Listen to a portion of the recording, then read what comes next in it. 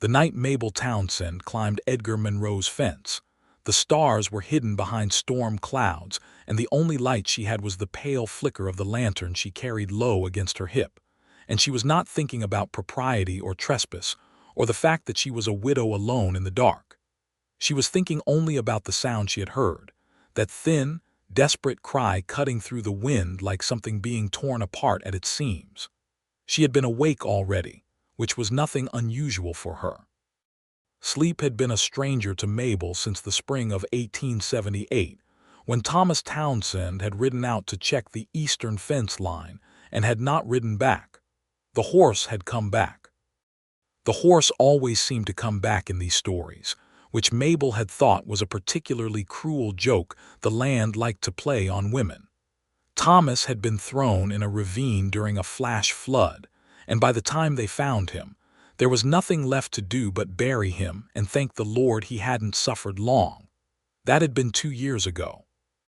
It was now the autumn of 1880, and Mabel was 31 years old, and she ran 60 acres of dry Texas scrubland by herself with 2 hired hands who were only part-time and 1 milk cow who was permanently annoyed with her. The Monroe property sat directly to the north of hers, separated by a weathered cedar fence that ran crooked as a drunk man's walk for half a mile. She had never thought much about Edgar Monroe, except that he kept to himself, and his cattle were well fed, and he nodded at her in town with the stiff politeness of a man who had decided that all neighbors were best admired from a distance. But the sound she had heard had come from his side of the fence. She had been sitting at her kitchen table, unable to sleep, drinking a cup of chamomile tea that had gone cold, and reading the same paragraph of the Bible she had been reading for 3 nights in a row. The window was open because the night air had turned cool after a week of insufferable heat, and the wind had just begun to move when she heard it. Not a howl, not a coyote, something smaller and younger and more frightened than a coyote. She set down the Bible, she pulled on her boots, she picked up the lantern. She had told herself she was only going to look through the fence boards, that she would satisfy her curiosity and go back inside and drink her cold tea, and perhaps this time actually finish the paragraph. But when she reached the fence and held the lantern up and peered between the cedar rails, she saw the calf lying in the dirt not 10 feet from the fence line, and her chest did something that left no room for rational thought. It was a small thing, could not have been more than a few days old, lying on its side with its legs making those weak, spasmodic movements that meant the body was trying to stand and couldn't find the will anymore.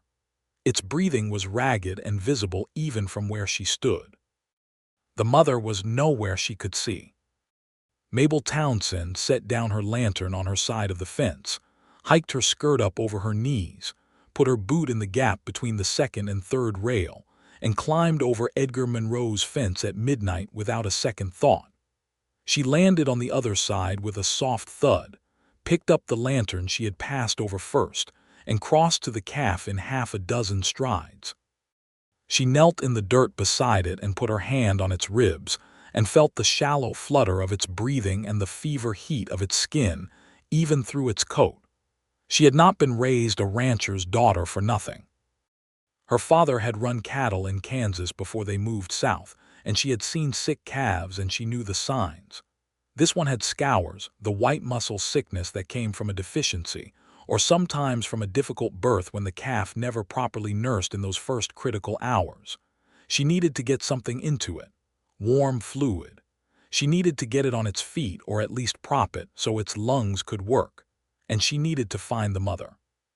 She looked around the dark pasture and held the lantern up and called out softly, the way you called to cattle who were frightened, low and steady, and after a moment she heard the answering lowing from somewhere off to her left, near a stand of mesquite trees. She could not move the calf to the mother. It weighed perhaps 40 pounds, but it was all limp dead weight and she was alone. She could, however, guide the mother to the calf.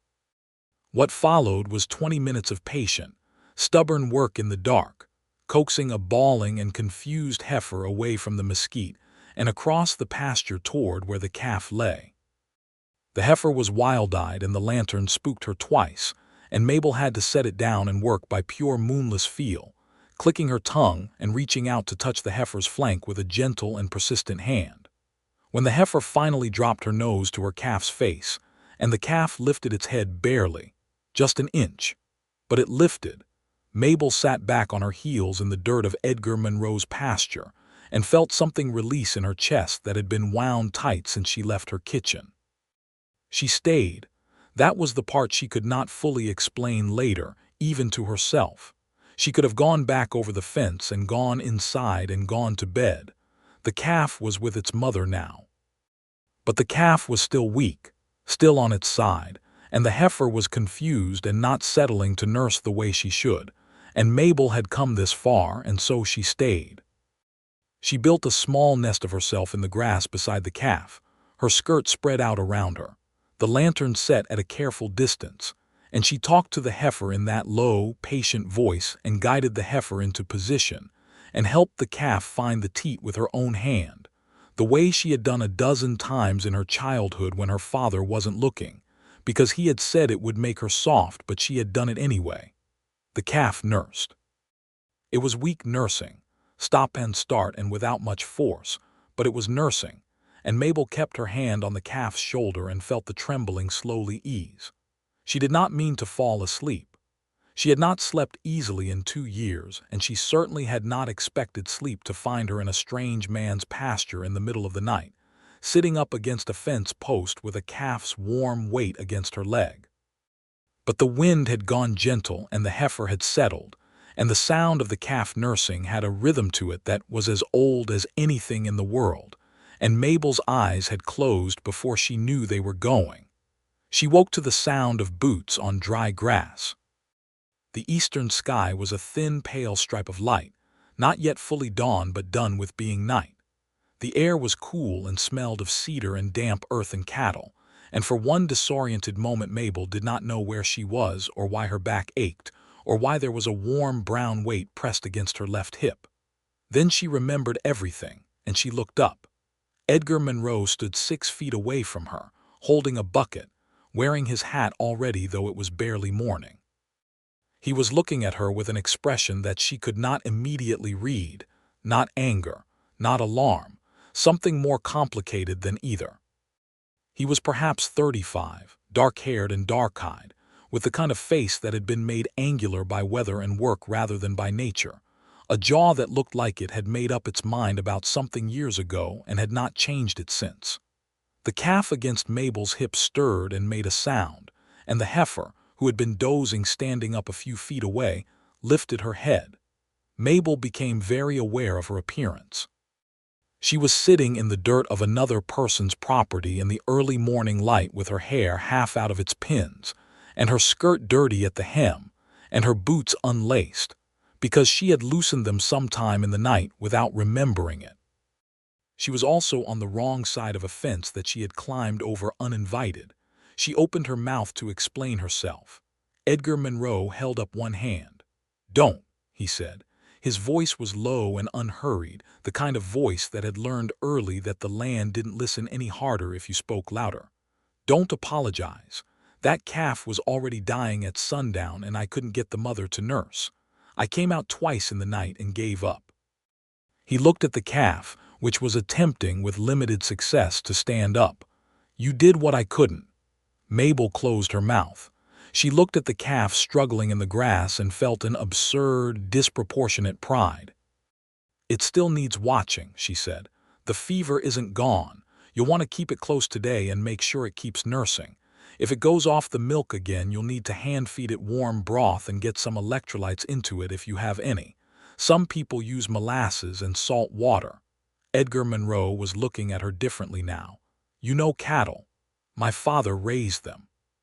She began to stand up, and her knees protested vigorously after a night on the cold ground, and she wobbled slightly, and Edgar Monroe took 2 steps forward and caught her elbow without asking permission or making any sort of production of it, simply steadied her the way you steadied a fence post that was listing to one side.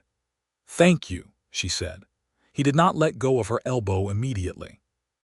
He was looking at her face, and the light was growing slowly from that thin pale stripe into something that had color in it now, gold and rose at the horizon. And in that light, Edgar Monroe's face had gone from complicated to something that Mabel recognized but had not expected. "Stay," he said. The word was not a command. It was barely even a request. It was the word of a man who had surprised himself by saying it. Mabel looked at him. She looked at the calf, which had made it to its feet on wobbling legs and was pressing its wet nose against the heifer's flank. She looked at the eastern sky, which was committing itself now to a genuine dawn, all gold and lavender over the flat Texas horizon. "For breakfast," he said, and there was a faint roughness in the word, as if he were clarifying something for his own benefit as much as hers. "I have eggs. You've been out here all night." Mabel Townsend had not had breakfast made for her by anyone since Thomas died. She thought about her cold kitchen and her cold tea and the Bible verse she could not finish. "All right," she said. She did not know, standing there in the early morning light with straw in her hair and dirt on her hem, that she had just said yes to the most significant thing that would happen to her in the decade to come. She did not know any of that. She only knew that the calf was standing, and the sky was beautiful, and there was something in Edgar Monroe's dark eyes that made her feel, for the first time in 2 years, that the morning might be worth having. Edgar's kitchen was clean in the way of a man who lived alone, and had decided some time ago that a dirty kitchen was one more problem he didn't need. There was a cast iron stove that was clearly well loved, and a long pine table with 2 mismatched chairs, and a shelf of dry goods organized with a precision that struck Mabel as oddly moving. A man who organized his salt and his flour and his dried beans with that kind of care was a man who was trying to hold something together in the absence of another person. She sat at the table and watched him crack eggs into the skillet, and she was trying to remember the last time she had sat in a kitchen that wasn't her own and watched someone else cook, and she couldn't. "How long have you been on your property?" she asked. 3 years. He did not turn around. "Came down from Missouri after my wife passed." Mabel was quiet for a moment. "I'm sorry. Were you not in town when they found your husband? I remember people talking." He said it without looking at her, his voice even and not unkind. "Yes," she said, 2 years ago spring." "Hard country," he said. "Yes," she said, "but I don't want to leave it." He turned then, just briefly, with the spatula in his hand and looked at her. "Neither do I," he said. He made the eggs with a piece of hard cheese he had from a block on the shelf, and he cut thick slices of bread from a loaf that was a day old but still good, and he poured her coffee from the pot that had already been on the stove before she woke up, which meant he had been awake early, which meant perhaps his sleep was as unreliable as her own. She thought about saying that but did not. They ate mostly in silence, which was not uncomfortable. It had the quality of a silence between people who have already said the important things and have not yet needed to say the next ones.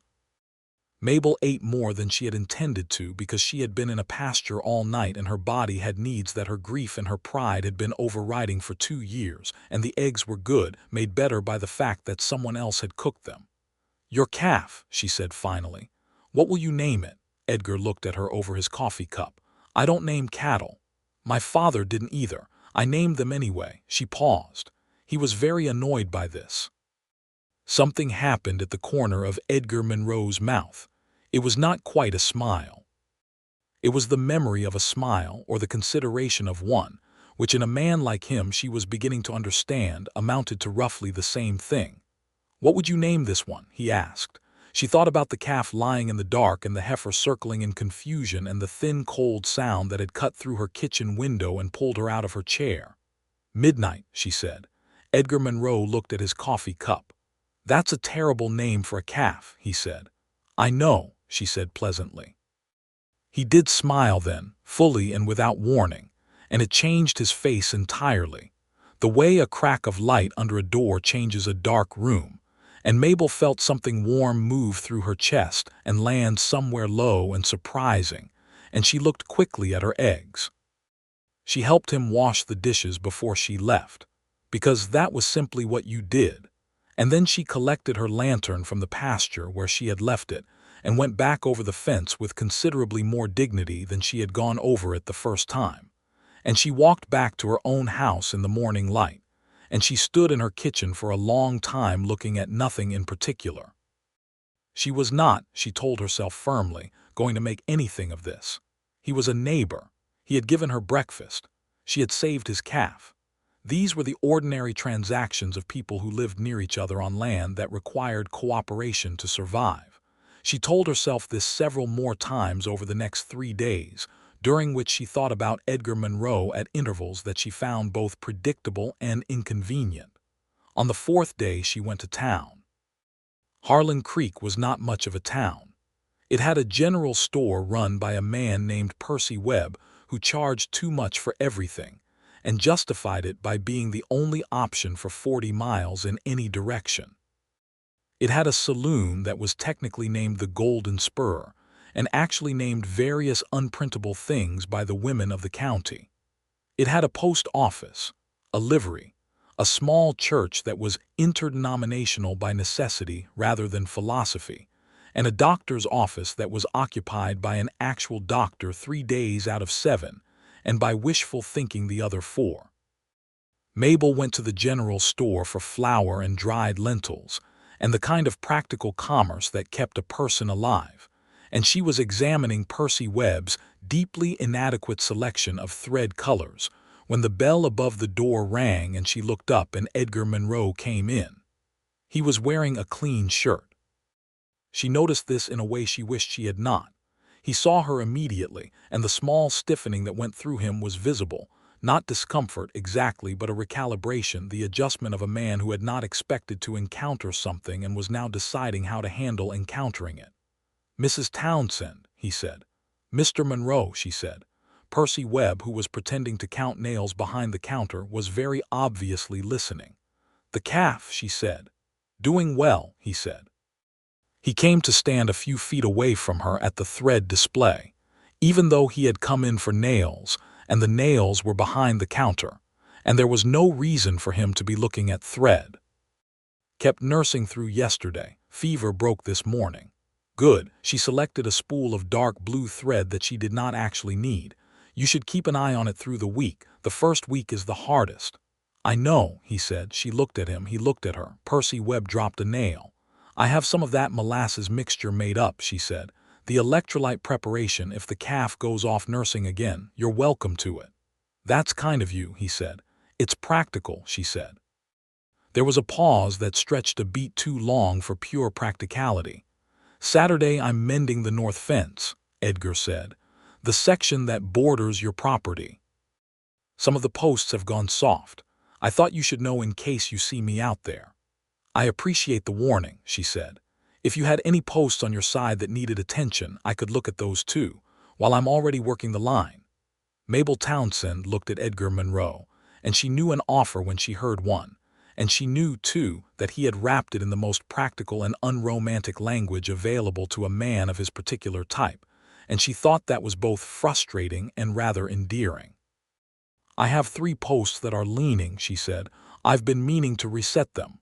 "Saturday then," he said. "Saturday," she said. He bought his nails and left without looking back, and Mabel stood at the thread display holding a spool of blue she didn't need and feeling an entirely inconvenient warmth in her face. Percy Webb, still not looking up from his nails, said, "Monroe's a good man, hard worker, keeps to himself." "I wasn't asking," Mabel said. "No," said Percy agreeably. "You weren't." Saturday came with the kind of clear blue sky that Texas occasionally produced in autumn as if to apologize for the summers. Mabel was up early.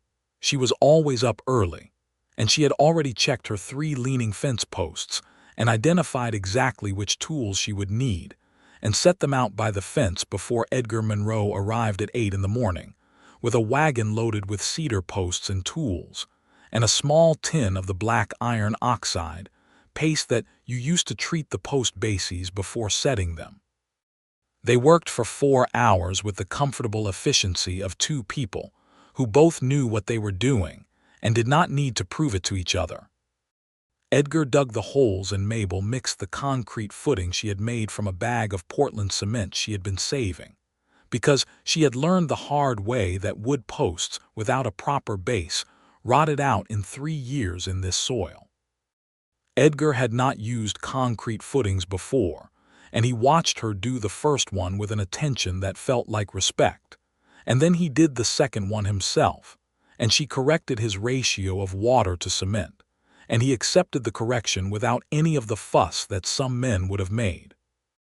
By noon the fence line was straight and solid for a quarter-mile in both directions, and they sat on the wagon bed and ate the sandwiches Mabel had made salt pork and mustard, simple and good, and drank from the water she had brought in a ceramic jug, and the autumn sun was warm on their faces. "Your husband built this fence?" Edgar asked. He was looking at the line, not at her.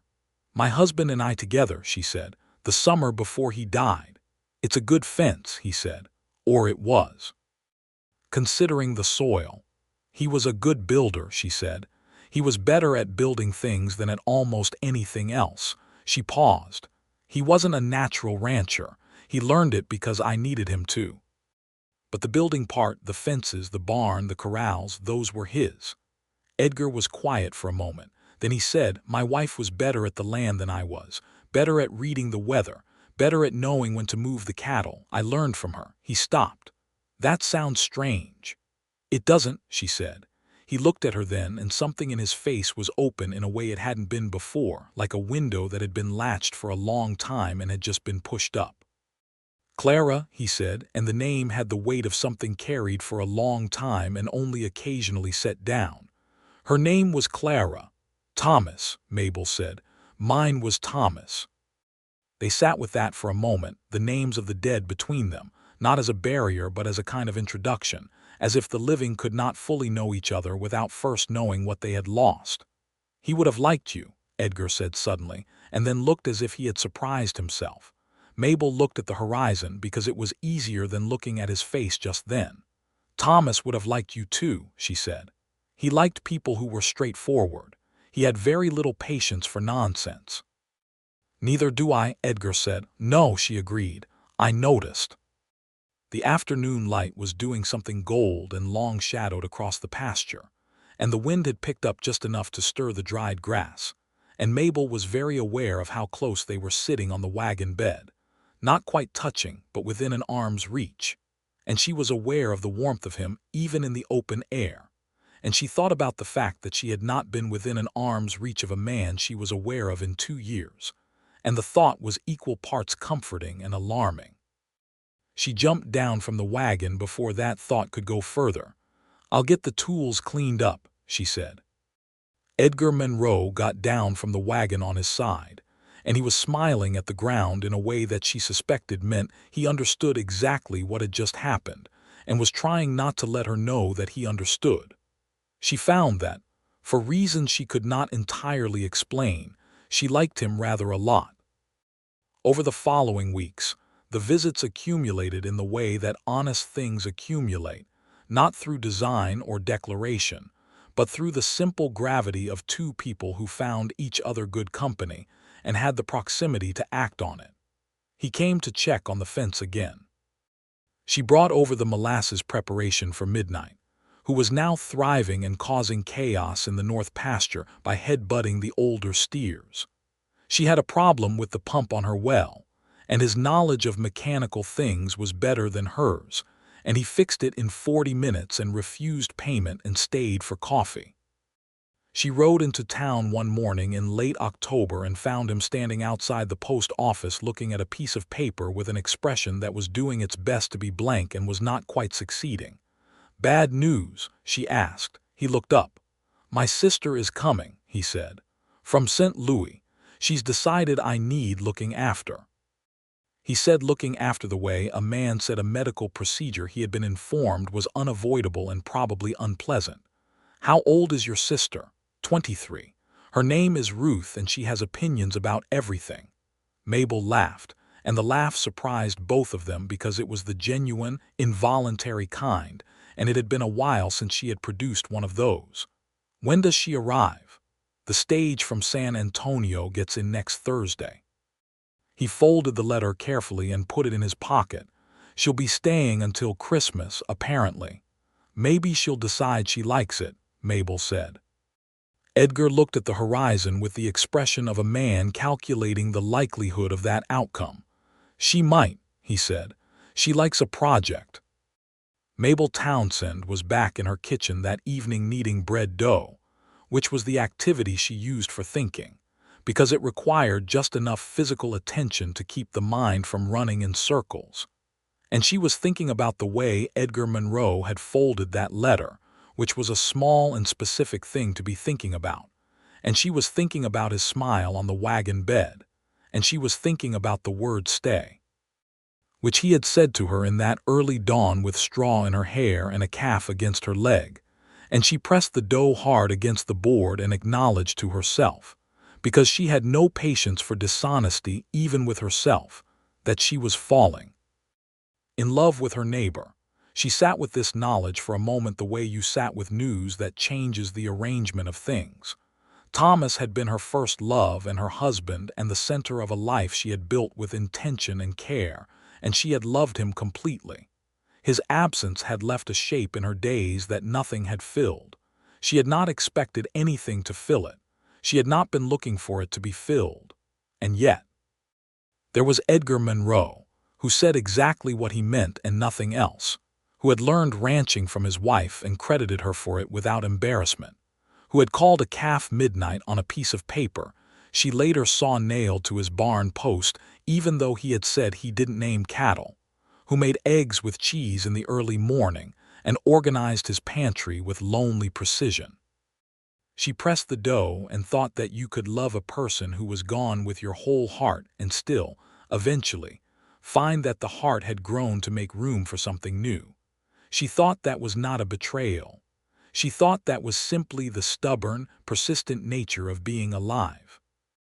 Ruth Monroe arrived on the Thursday stage and was, as advertised, a woman with opinions. She was small and sharp-eyed and had her brother's dark coloring but none of his stillness. She was in motion, it seemed, even when standing still, and she absorbed Harlan Creek with the focused attention of a naturalist studying a new species. She also, within 24 hours of arriving, decided that Mabel Townsend was interesting and made her way over the very fence Mabel had climbed in the dark to introduce herself. "You're the woman who saved the calf," Ruth said, standing at Mabel's door with her bonnet slightly askew from the walk. "Edgar told me about it." Mabel stepped back to let her in. "He told you about it." "He told me a version of it that was mostly practical details and very short." Ruth sat down at the kitchen table with the ease of a person who sat at strangers' tables regularly and found it unremarkable. "But I know my brother, and the fact that he mentioned it at all means he's thought about it considerably." Mabel put the kettle on. "Tea, please." Ruth looked around the kitchen with appreciative eyes. "This is a good house. Well kept." "He said you've been managing it alone for 2 years." "I have hired hands for the heavy work," Mabel said. Still, Ruth accepted the eventual cup of tea with both hands. "That's admirable. Edgar worries about you." Mabel turned from the stove. "He told you that." "He didn't need to tell me. I've known him his whole life. Edgar only worries about things he considers his." Ruth looked at her with the direct and unapologetic gaze of a woman who had learned that patience was overrated. "I think you should know that he is a good man who does not say things he doesn't mean. He is also extremely stupid about certain emotional matters and may require patience." She paused. "Do you have patience?" Mabel was quiet for a moment. Then she said, "I set fence posts in hardpan clay by hand. I think I can manage patience." Ruth Monroe smiled over her teacup. "Good," she said. "Then I won't worry about either of you." She stayed for 3 hours and left with 2 jars of Mabel's preserved peaches and an invitation to church on Sunday. And Mabel stood at her door watching her walk back toward the Monroe property, and thought that Edgar Monroe came by his frankness honestly. The church in Harlan Creek was small and wooden, and smelled permanently of cedar and damp wool, and Reverend Josiah Parks delivered his sermons with the enthusiasm of a man who had been assigned the hardest audience in Texas, and had decided to meet that challenge at volume. Mabel sat in her usual pew third from the front on the right, and Ruth Monroe sat next to her, and Edgar Monroe sat on Ruth's other side, which meant he was 2 people away from Mabel, which was further than she would have chosen, and also exactly the right amount of distance for a Sunday morning in a town full of people who notice things. The Reverend's sermon was about Proverbs and the nature of trust, and Mabel tried to pay attention and mostly succeeded, except for a period of approximately 5 minutes during which she was aware that Edgar Monroe had shifted in his seat, and was now positioned such that if she looked past Ruth, she could see the line of his jaw, and the way he was frowning very slightly at the Reverend, not with disagreement, but with the focused expression of a man who was actually thinking about what was being said, which she found unexpectedly affecting. After church, while Reverend Park stood at the door shaking hands, the 3 of them walked out together into the November sunlight, and Ruth was immediately absorbed by a woman named Mrs. Dalton who wanted to talk about the church social, and Mabel and Edgar were left standing on the church steps with nothing but the sunlight and the insufficient excuse of proximity. "Midnight gained 4 pounds this week," Edgar said. "That's good progress." She was watching a hawk circle lazily over the rooftops. "You might separate it from the general herd for a few more weeks. Give it time to fully establish its condition before it has to compete for grazing." "I was thinking that," he said. "I've been running it in the north paddock. That works." She pulled her shawl closer. The November air had found its edges. "Ruth seems to like you," he said. "I like her," Mabel said. "She's very direct. She said the same about you." They were both watching the hawk now, which had nothing to do with hawks. "Mabel," he said, and the use of her first name was a thing that happened gradually and without announcement, and this was perhaps the 3rd or 4th time he had used it, and it still did something unreasonable to her composure. "I was wondering if you would have dinner with me. Not the way we've had coffee or breakfast. I mean something intentional. Saturday evening." She turned to look at him. He was looking at the hawk with considerable determination. "Saturday evening," she said. "Yes." He glanced at her now briefly. "Ruth will be there, which makes it, I suppose it makes it less." He stopped. "Unconventional," she offered. "I was going to say complicated," he said. "But yes." He looked at her squarely now with the directness she had come to expect from him. "I want to have dinner with you. I want more time with you. I am aware that this is forward given the circumstances, and I am aware that it has only been a few weeks since we properly met, but I believe in being honest about things when they are clear." Mabel Townsend looked at Edgar Monroe in the November sunlight outside Harlan Creek's small church, and she thought about 2 years of silence and cold tea and Bible verses she couldn't finish, and she thought about a calf in the dark and a dawn sky going rose and gold, and she thought that honesty deserved honesty. "Saturday evening," she said. "Yes." Something relaxed in his face, not dramatically, but the way a rope relaxes when the tension is properly balanced, a small and total easing. "Good," he said. Ruth, from across the churchyard, was watching them with the expression of a woman who was being very careful not to smile too obviously, and was not entirely succeeding. Saturday dinner was the first of many. Ruth cooked, which she was good at in a way that was entirely different from Edgar's cooking. Edgar made things simple and sufficient, and Ruth made things that had intention behind them, spiced and layered, and served with the small ceremony of someone who believed that meals were a form of conversation. She made a venison stew with dried chilies and cornbread, and an apple cake from the apples Mabel had brought from her own trees, and she ate with them and talked enough to fill the spaces that Edgar and Mabel would otherwise have sat silently in, which was the right thing to do in a first dinner. And then, after the meal, she excused herself to write letters, which Mabel suspected was a fiction but appreciated nonetheless. Edgar and Mabel sat at the long pine table with their coffee, and the fire was going in the hearth, and outside the November wind was working itself up to something, and it was warm in the kitchen and quiet and good. "Clara was 28 when she died," he said, not with drama, simply placing it on the table between them the way you place something you had been carrying in your pocket for a long time and had finally decided to set down. Fever. It came fast and it took her in 4 days, and I was there for all of it and could do nothing. He looked at his coffee. I built this house because she had asked for a Texas house. It was her idea to come here. She had family in San Antonio once, years back, and she had always wanted to live where it was flat and wide and you could see the sky all the way around. "This is a good sky for that," Mabel said softly. "Yes," he said. "So I built it after she was gone because she had wanted it, and it helped." He looked up at her. "I don't know if that makes sense." "It makes complete sense," she said. "I didn't change anything in this house for the first year after Thomas died. Nothing. Because the house was the shape of our life together, and I was afraid that if I changed it I would lose the shape." She paused. "And then one day I moved the chair in the parlor because I wanted more light in the afternoon, and I thought Thomas would have moved it too, and it was all right." Edgar was quiet for a long moment. "I put her rocking chair in the front room," he said. "I still have it. I wasn't ready to move it." "You don't have to be ready," she said. "There's no schedule." He looked at her with something in his eyes that was careful and searching and a little afraid, and she recognized the fear because she had it too, the fear of loving someone again when you knew exactly how much it cost. She reached across the table and put her hand over his just briefly, the way you laid a hand on something to steady it, and then she took it back. "I'm glad you said stay," she said quietly. He did not answer immediately. When he did, his voice was lower than usual. "So am I," he said. November became December, and Mabel fell in love the way the season changed incrementally, and then all at once, so that there was no clear moment she could point to, but only the sudden recognition that the thing had already happened and had been happening for some time.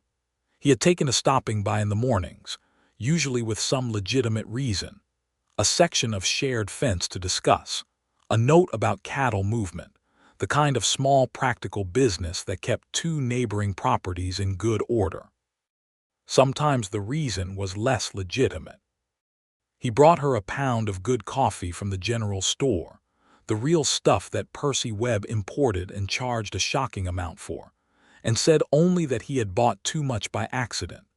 She did not believe this, and she did not say so, and she made 2 cups and they stood at her kitchen window and watched the morning together in a silence that had become one of her favorite things in the world.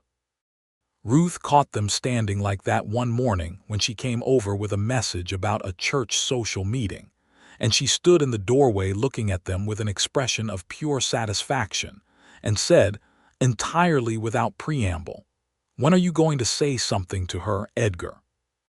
Edgar Monroe put down his coffee cup with the careful precision of a man buying time. Mabel looked at the morning light on the frost-stiffened grass outside the window. "Ruth," Edgar said. "I'm going back to St. Louis in 3 weeks," Ruth said. She was still in the doorway. "I'm not leaving until something has been established." "You are unbearable," Edgar said with a tone that was not actually annoyed.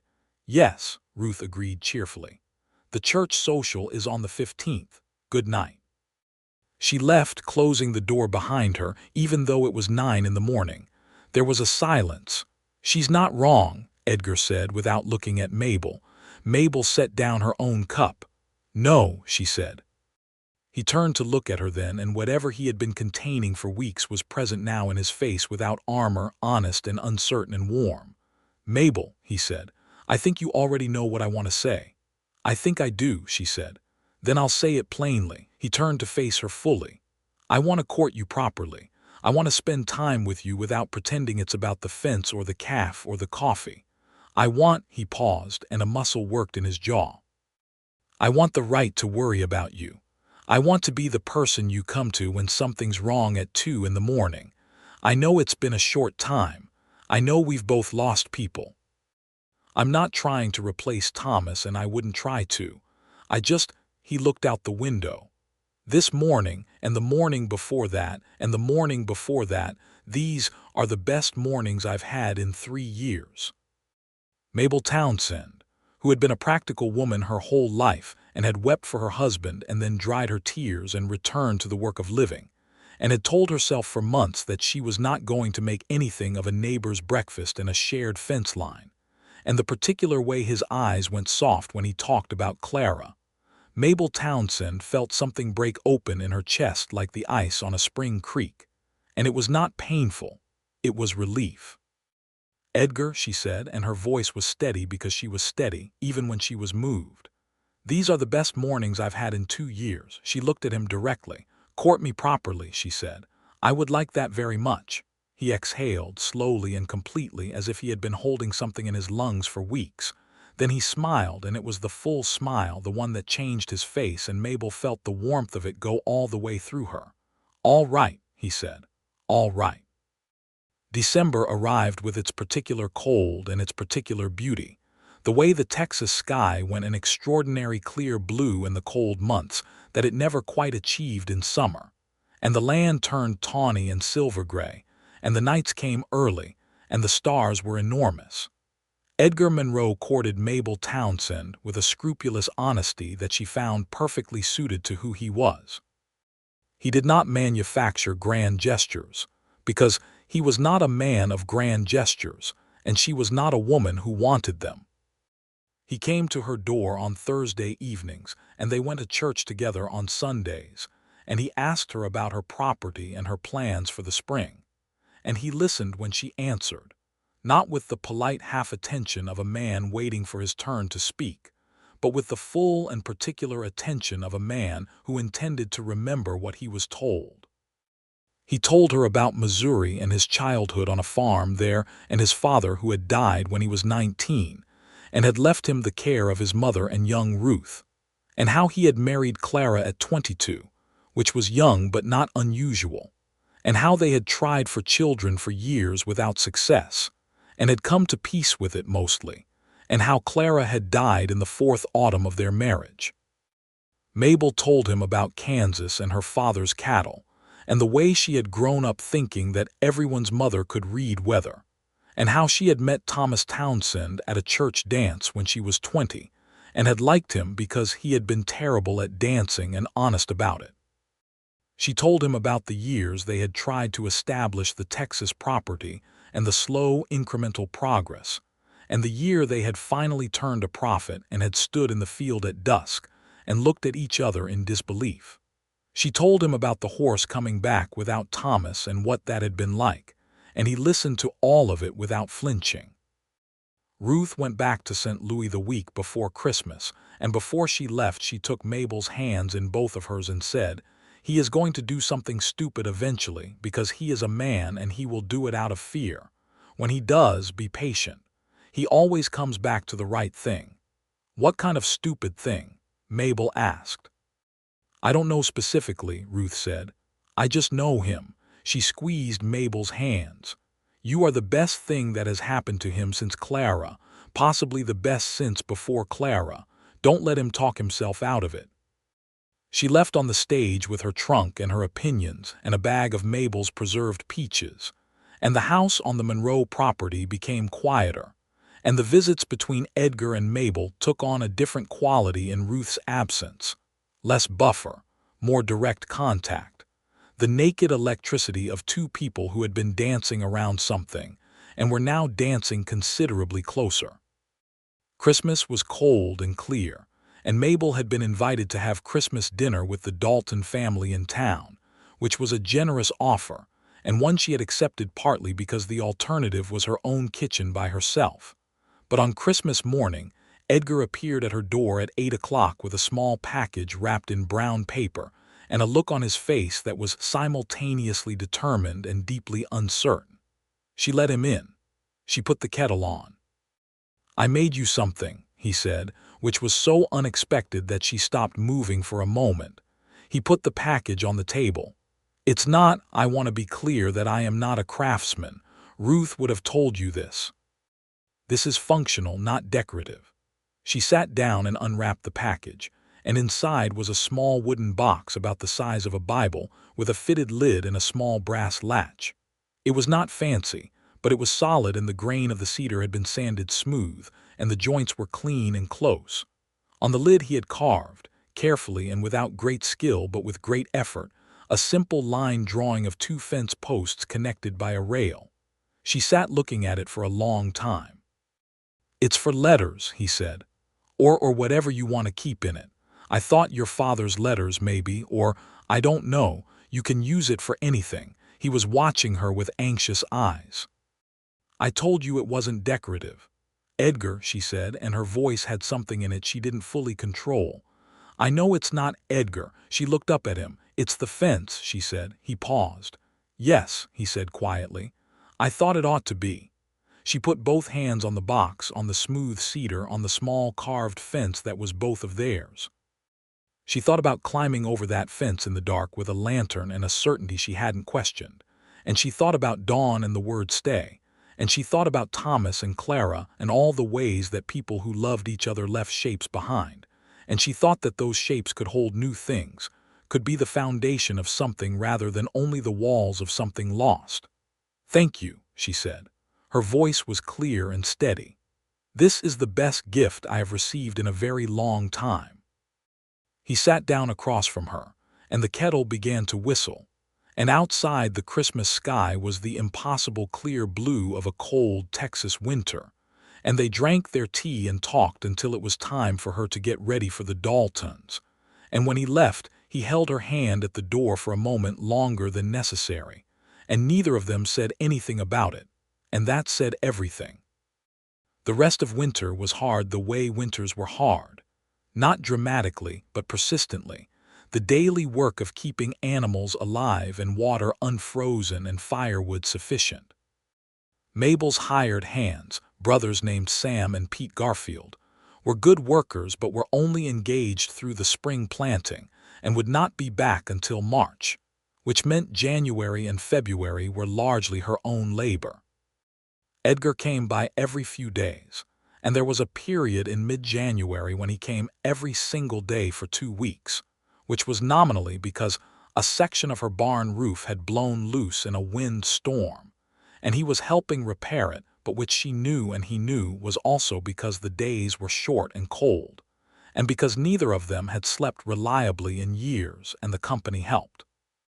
They worked on the barn in the mornings, methodical and paired up as if they had been doing it for years, handing each other tools and planks and reading each other's movements with the wordless efficiency of people who had learned to trust each other's judgment.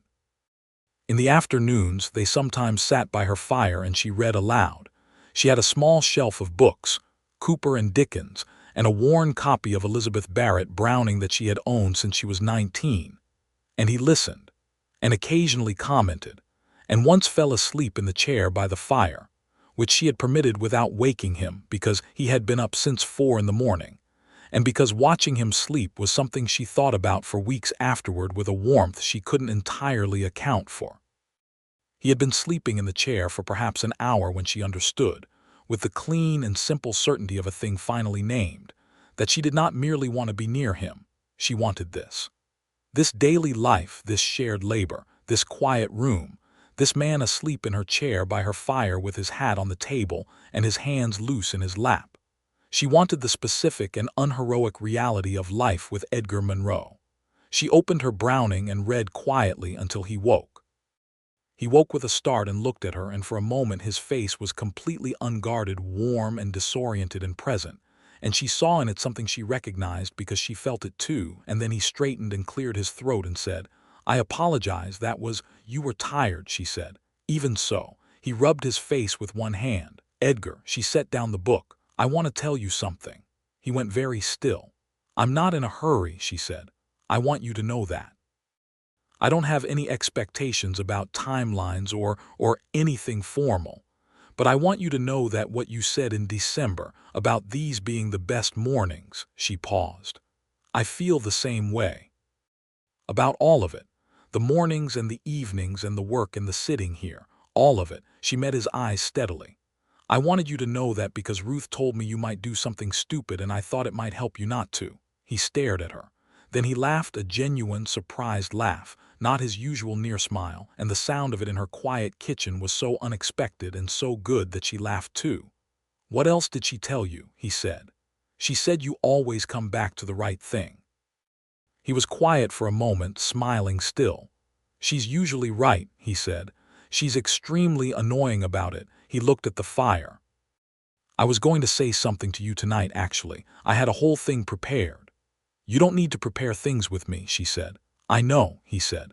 That's what I had prepared to say. He turned to look at her fully. Mabel, I'm not afraid of losing you the way I was afraid before, afraid enough to hold back. I'm more afraid of not saying this clearly. He paused. I love you. I'm not saying that as a preliminary to something else.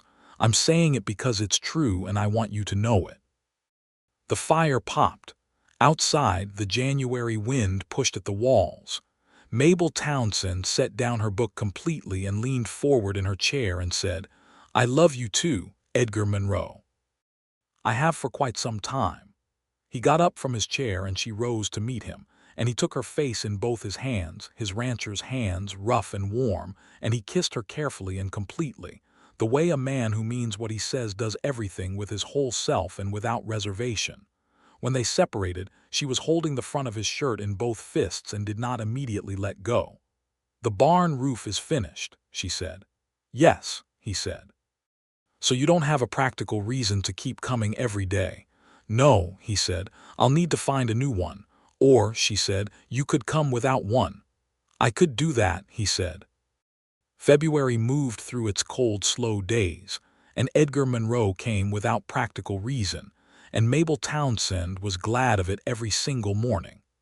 The town of Harlan Creek noticed, as small towns noticed everything, and there were conversations over back fences and in the dry goods store, and after church on Sundays that Mabel was aware of and did not particularly care about.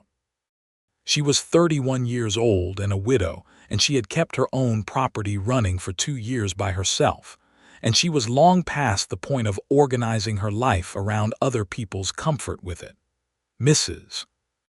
Dalton, who was a sharp-eyed woman of 50 who had survived 2 husbands and a cholera outbreak and had accordingly earned the right to say what she thought, told Mabel at the church social in February that Monroe was a solid man and that she approved. I wasn't seeking approval, Mabel said pleasantly. I know, said Mrs. Dalton. I'm giving it anyway, take it or leave it. She sipped her tea. He was a mess after his wife died, didn't eat properly for a year.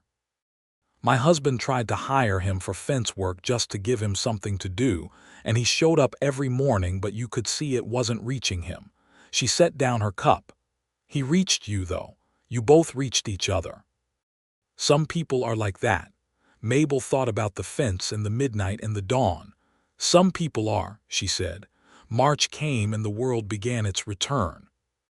The mesquite leafed out in that particular fragile green that it got in spring, and the dried grass was replaced by new growth, and the cattle moved through the pasture with a different energy, and Mabel's hired hands Sam and Pete Garfield came back, and there was the work of spring to do, the planting and the fence checking and the calving season, and the world was full and busy and alive. Midnight Edgar's calf, now a healthy and impudent young steer, had indeed been named Midnight, as Mabel had found written on the barn post in Edgar's handwriting, and she had said nothing about it and neither had he, and it had become one of their private references, one of the small, intimate jokes that accumulated between people who were building a life together. He asked her to marry him in April. He did it characteristically, without ceremony but not without thought. They were walking the fence line together on a clear afternoon, the kind of April afternoon that made you understand why people came to Texas and stayed, and they had been talking about something else entirely, about the spring cattle prices and the market in San Antonio, and he stopped walking. She stopped too. I want to marry you, he said. He was looking at the fence line and then he turned and looked at her. I know that means some things to work out, whose property, how things would be managed, all of that. I'm not interested in absorbing your property into mine. I think what makes sense is for them to be run together but to remain individually titled so that yours remains yours. I've been thinking about it. He stopped. I'm doing this wrong. I should have said the other thing first. Edgar, she said. Will you marry me? He said. It was barely a question by this point. It was more of an acknowledgement of something that had already been decided by a larger force than either of them. Yes, she said immediately. He exhaled. Good, he said. The legal part, I talked to the lawyer in town about the property arrangement. Thomas's family doesn't have any claim on the property, does it? No, she said. She was smiling. Good. He was still looking at the fence. I have a ring. It was my mother's. Ruth sent it with me when I left Missouri, which means she was doing this from the beginning. Mabel laughed. She told me she wasn't leaving until something was established. Of course she did. He reached into his jacket pocket and produced a small ring, a thin gold band with a small garnet set in it, plain and lovely, and he put it on her finger with a formality that was also tenderness. She looked at it for a long moment. It was her right hand, he said. I had it sized for your right hand. You can wear Thomas's ring on your left if you want. That's your choice. She looked up at him with something in her eyes that she didn't try to contain. Edgar Monroe, she said. What? You are a remarkable man, she said. He looked deeply uncomfortable in the way of a man who had been given a compliment he didn't know how to put down. The ring fits, he said. The ring fits, she said. She took his hand and held it. The ring fits perfectly. They were married in June, in the small cedar church in Harlan Creek, with Reverend Josiah Parks officiating at considerably greater volume than the occasion strictly required. Ruth Monroe came from St. Louis and sat in the front pew with the expression of a woman who had been correct about something important and was taking quiet and complete satisfaction in it. Sam and Pete Garfield attended and wore their good shirts and stood in the back. Mrs. Dalton sat in the third row and wept with gracious and unself-conscious sentiment. Mabel wore a dress she had made herself from a bolt of blue-gray wool she had ordered special from a catalog, a practical shade that was also exactly right, and she wore Thomas's ring on her left hand and Edgar's mother's garnet on her right, and she stood beside Edgar Monroe at the altar of the little church, and said I do with the full weight of someone who understood exactly what that meant. Edgar said I do with his jaw set, and his eyes on her face, and a steadiness that she thought she would remember every day for the rest of her life. They walked out of the church into the June sunshine to the considerably cheerful commentary of the assembled townspeople of Harlan Creek, and Edgar Monroe took her hand and held it, and they walked down the church steps into their life together with the simple confidence of people who have taken the measure of hard things and found themselves adequate to them. They decided to continue running both properties, as Edgar had proposed, with the practical arrangement of living in Edgar's house, which was somewhat larger, while Mabel's property was managed under her name with Sam and Pete, keeping the day-to-day going under her direction. This arrangement was not entirely conventional, but Mabel had never particularly prioritized convention over practicality, and Edgar had learned long ago that property with a woman's name attached to it was worth keeping named that way. The first summer of their marriage was work and heat, and the particular joy of building a shared life. They fell into patterns that were both new and familiar because they had already spent months learning each other's rhythms. New because there was now the daily intimacy of a shared house and shared mornings, and the revelation of a person in all their small private habits. The way Edgar Monroe woke before the sun every single morning and lay still for exactly 5 minutes before getting up, which Mabel discovered because she woke at the same time, and those 5 minutes in the dark became something precious. The two of them side by side in the early morning quiet, before the day required anything of either of them. In August, midnight was sold at market for a good price, which Edgar announced with a perfectly straight face at dinner, and Mabel said nothing for a moment and then said, "You named a calf after the hour I climbed your fence and then sold him at market." "He was a steer," Edgar said. "The whole point was always to sell him." "I know that," she said. "I didn't actually want to sell him," he said, with such unexpectedly transparent honesty that she burst out laughing. "You did sell him," she pointed out. "I know, he was looking at his plate. He was a good steer, he had personality." "He head-butted the older steers," she said. "That was personality," Edgar said firmly. She laughed again and reached across the table and put her hand on his arm, and he turned his hand over and held hers, and the summer evening came through the open window, and the land was golden and theirs. And she thought that happiness was not loud mostly. It was this: a table and a meal and a man holding your hand with the same steadiness he held everything, and the knowledge that tomorrow and the day after it would hold more of the same. In the autumn of their first married year, Mabel discovered she was expecting. She had suspected for 3 weeks before she said anything, moving through the evidence the way a detective moves through clues, the persistent tiredness and the certain mornings, and the way smells had become either wonderful or horrifying with no middle ground. She was 32 years old and had been married to Thomas for 7 years without a pregnancy, and she had long ago adjusted her expectations about this particular thing. And so the discovery arrived with a complicated feeling that took her several days to sort through. She told Edgar on a quiet evening in October, sitting at the kitchen table after dinner with the fire going and the wind outside doing the first serious business of the season. She said it simply, the way she said most things, and watched his face. What happened in Edgar Monroe's face when she told him she was expecting his child was not something she was fully prepared for. It was not surprise exactly, though there was surprise in it. It was not the careful guardedness he sometimes put around the most important things. It was an opening sudden and complete of something that had been carefully held closed, and in it she saw the years of hoping with Clara and the years of grieving after, and she saw something new that was his and hers together, and he put both hands over her hand on the table and held it very hard. He didn't say anything for a moment. Then he said, "Are you well?" "I'm very well," she said.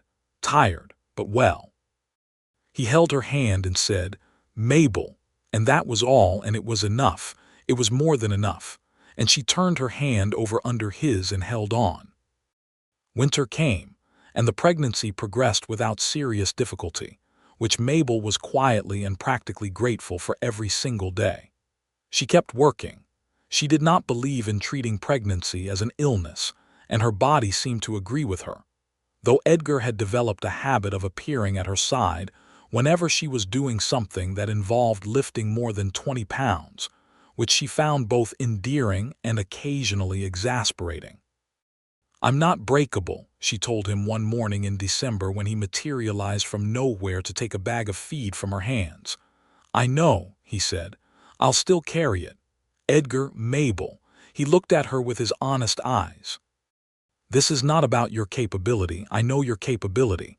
This is about the fact that I want to carry things for you because I love you and I am able to and I would like to." He paused. "You can tell me if I'm overstepping." She looked at him holding her feed bag with such earnest determination.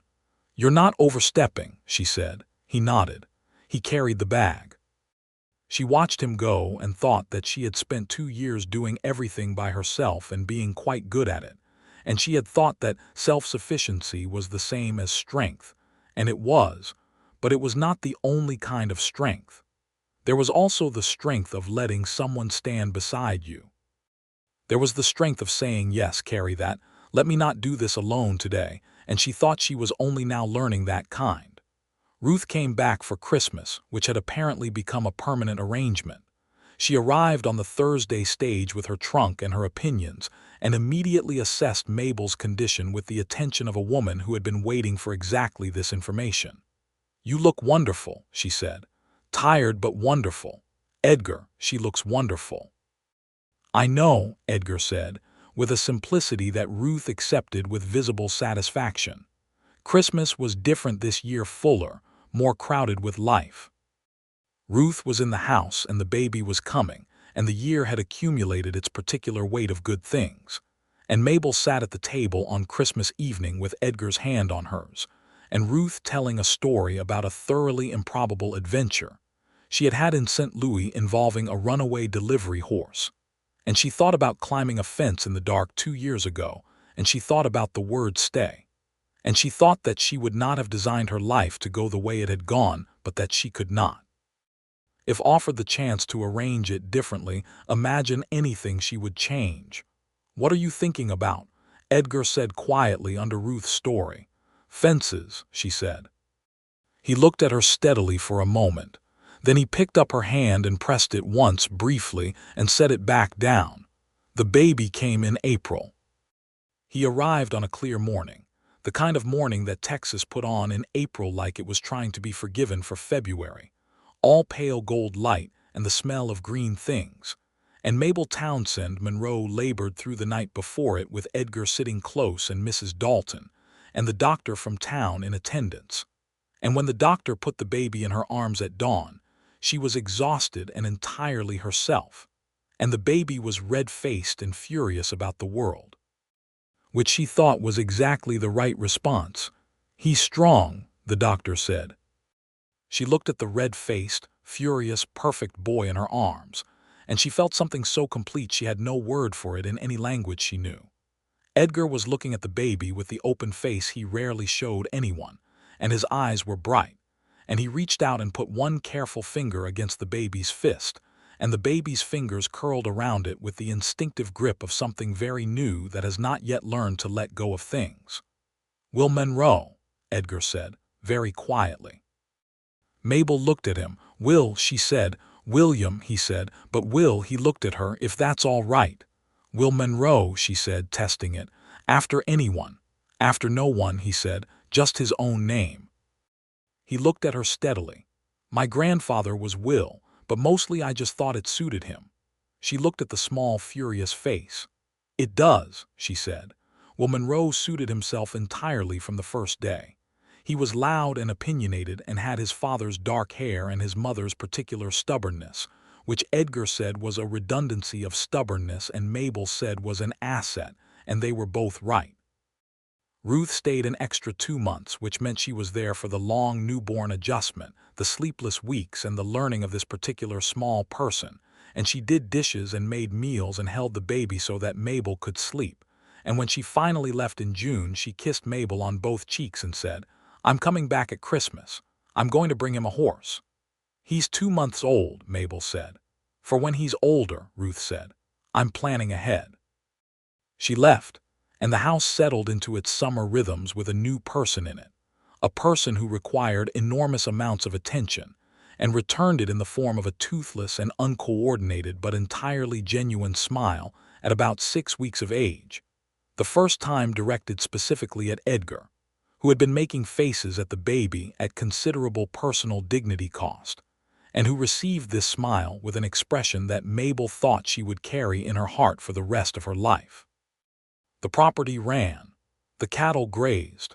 Midnight's replacement, a heifer Mabel had named Tuesday, continuing the time-based naming convention to Edgar's theatrical resignation, grew healthy and steady. Sam and Pete Garfield came back for the second spring, and had become something close to permanent fixtures, taking pride in the property and in the Monroes who ran it. Sam had married a woman named Alice from town, and they had taken a small house on the edge of Mabel's property, which had become Edgar's property too by legal arrangement, and the whole operation felt less like isolation and more like a small community, which was something Mabel had not realized she wanted until she had it. By the autumn of their second married year, the properties were genuinely thriving in a way that neither had quite managed alone. Edgar's instinct for cattle and Mabel's knowledge of the land and its rhythms complemented each other in practical ways that showed up in the accounts ledger, which Mabel kept with meticulous care. And at the end of the season, she showed Edgar the numbers and watched his face go through a sequence she had learned to read: first careful attention, then the small revision upward of an expectation he had tried to keep modest, then satisfaction. "That's good," he said. "That's very good," she said. He looked up from the ledger. "We could expand the south pasture," he said. "There's 40 acres east of your original property that Callaway has been looking to sell. The soil is decent and it would give us a better rotation." "I was looking at that same parcel," she said. "I know," he said. "I found your notes." "You went through my notes." "They were on the table," he said reasonably. She looked at him. He looked at her with the expression of a man who had known exactly what he was doing. "Write to Callaway," she said. "We'll offer him a fair price and see." Callaway sold them the 40 acres in November, and they marked the expansion of their land on a winter afternoon, with Will on Edgar's back in a carrier Mabel had made from canvas and rope, the baby looking at the wide, flat land around him, with the intense and baffled concentration of a person encountering the world for the first time and finding it adequately large. The years built themselves the way years did, with so much ordinary material that the weight of it was only apparent when you stepped back to look. Will Monroe grew from a red-faced, furious newborn into a sturdy and curious toddler who called the cattle by names that were mostly nonsense and followed Edgar around the property with the focused devotion of someone who had identified the best education available to him. He called his father Pa and his mother Mama, and had, by the time he was 2, opinions about most things and an infectious laugh that could be heard from 2 pastures over. Mabel watched Edgar with his son and thought she loved this man, had known it since the January evening when he said it plainly by her fire, but the way he was with Will had shown her dimensions of him she had not fully seen, a patience that went beyond anything she had observed, a willingness to crouch in the dirt, explaining the mechanics of a fence latched to a 2-year-old who would be satisfied with nothing less than a full explanation, a gentleness that lived alongside his steadiness without softening it. When Will was 2.5, Mabel was expecting again. This one was easier to tell Edgar about, not because it was not smaller, but because they knew each other better now, because 2.5 years of marriage had built a fluency between them that meant she could say, "I think we have another coming," and watch his face do its opening and know exactly what she was seeing. "Another one," he said. "Another one," she agreed. He looked at Will, who was currently attempting to convince a very patient old dog named Hector to tolerate being used as a step stool for reaching the kitchen table. "He's going to be outrageous about a sibling," Edgar said. "He is," she agreed. "He'll also love it completely." "Yes," Edgar said. "He will." The second baby was a girl, and she arrived in November, which was a better month for it than April only in the sense that the heat was less, and she was quieter than Will had been at birth, looking at the world with wide, dark eyes that seemed to be conducting a very serious assessment of everything available to her. "She's thinking," Edgar said, from over Mabel's shoulder. "She already is," Mabel agreed. They named her Clara Louise, the Louise for Mabel's mother and the Clara for what both of them knew it was for without saying. Edgar held his daughter for the first time with the same carefulness he applied to everything important, and he looked at her face for a long time, and when he looked up at Mabel his eyes were very bright. "Clara," he said softly, and then he said, "Is that all right, to use it again for her?" "It's exactly right," Mabel said. "Some names deserve more than one person to carry them." He looked back at his daughter. Clara Louise Monroe looked back at him with her serious dark eyes, and did not appear to find anything wanting. Ruth arrived for Christmas with a small carved horse for Will, as promised. She had remembered, which was unsurprising, and she held Clara with the practiced ease of a woman who had spent years making herself useful at others' infant stages, and she told Edgar that he was looking well and told Mabel that she was extraordinary and ate 3 helpings of the Christmas roast. "Are you happy?" Ruth asked Mabel quietly, on Christmas afternoon while the men, both of them, if Will could be counted, and Mabel counted him, were outside looking at the horses. Mabel considered the question with the seriousness it deserved. Through the window she could see Edgar holding Will up to look at something on the fence post, probably a nail or a beetle or some other small mechanical wonder, and Will was gesturing with his whole arm in the way he had, and Edgar was listening with his full attention. "Yes," she said, "I am." "He is too," Ruth said. "I want you to know that. He was not for a long time, and now he is." Mabel looked at her friend because Ruth was her friend now, had been from nearly the start, and said, "So was I not. For a long time," she paused. "We were both good at getting through the days, we just weren't happy. And now."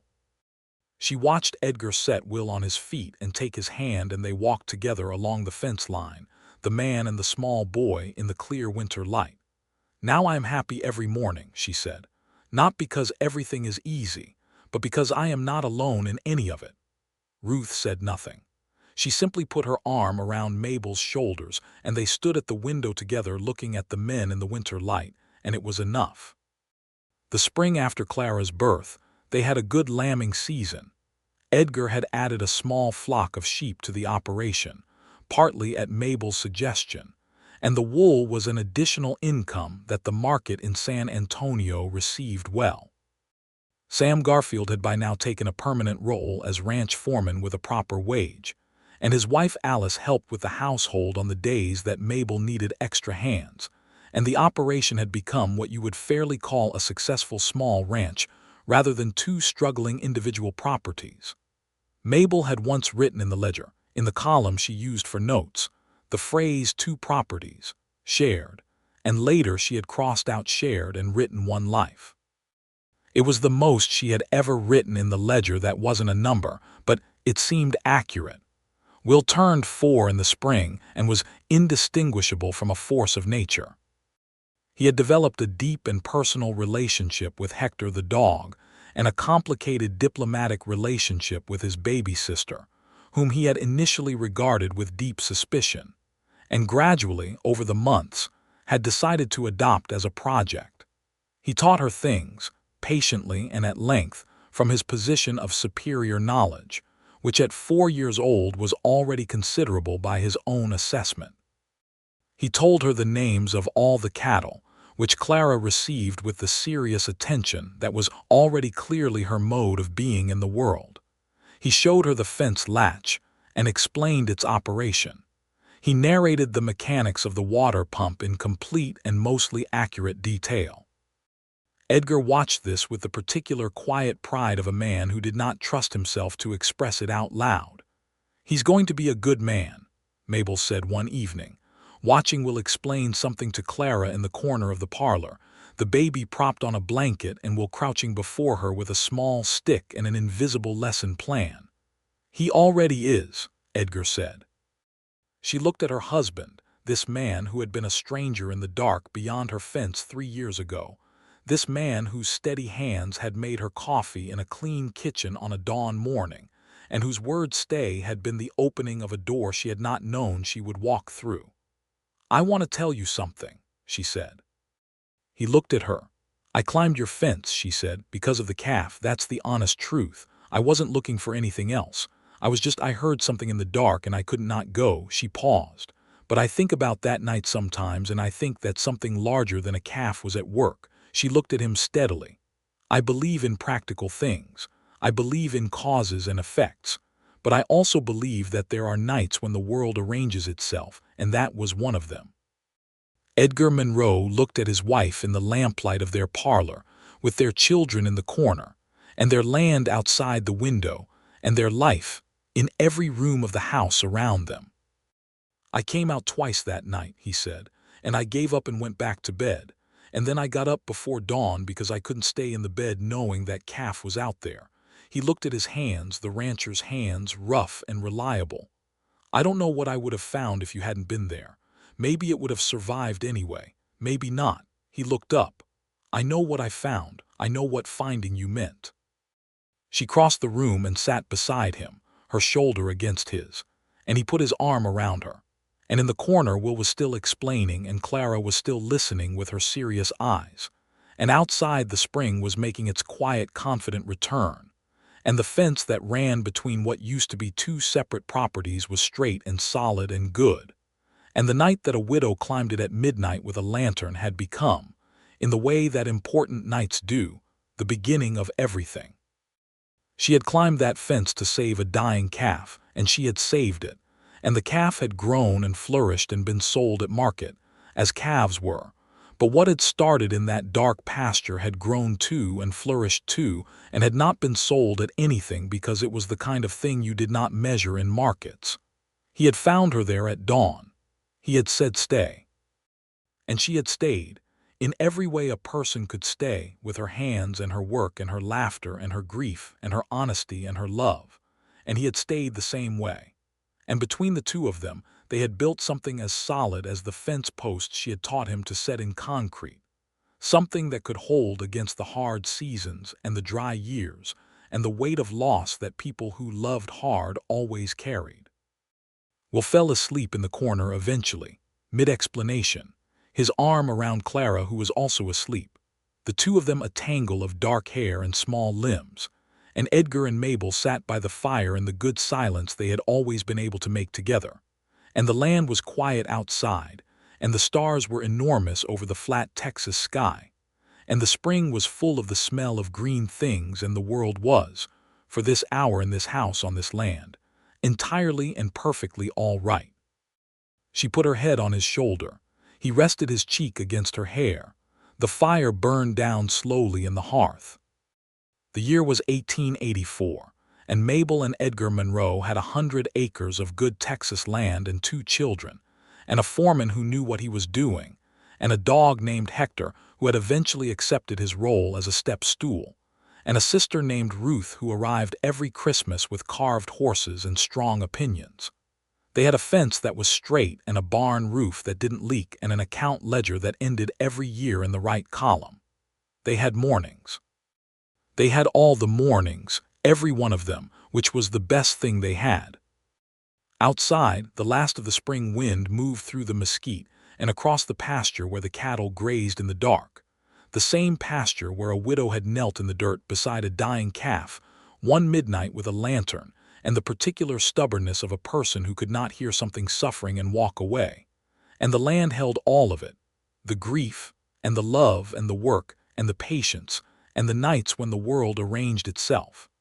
The same way good land held everything. Quietly and without ceremony, and for a very long time.